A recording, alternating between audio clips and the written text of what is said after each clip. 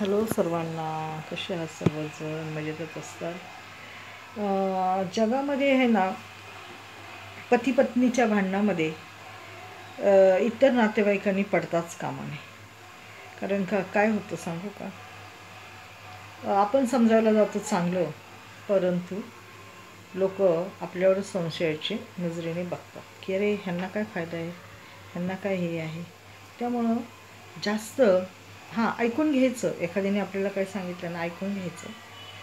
तेवढं ऐकून घ्यायचं. एखाद्याने जर आपल्याला सांगितलं, मन मोकळं करायचं.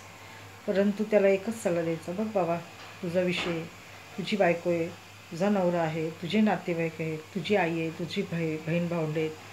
बघ, तू त्यांच्याशी नीट बोलून वाग, किंवा काय चुकत असेल ते बघ आणि समजूत करून घे, समजून घे. आहे की नाही? नातं काही तुटत नसतं.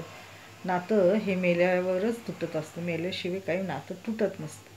त्यामुळं जवळच्या नात्यामध्ये कधी पण विष कालवायचा प्रयत्न करू नये.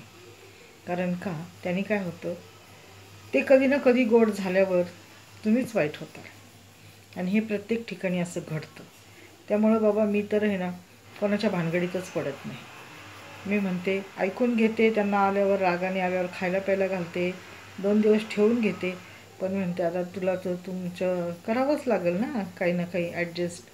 असं थोडी होणार आहे की एक घाव दोन तुकडे. पाण्यात काठी टाकल्याने काही दोन भाग होतात का पाण्याचे? नाही. तर माणसाने कोणाच्या भांडणात जास्त इंटरफेअर करूच नाही. त्याने काय होतं, आपलेच दुश्मन वाढतात. धन्यवाद.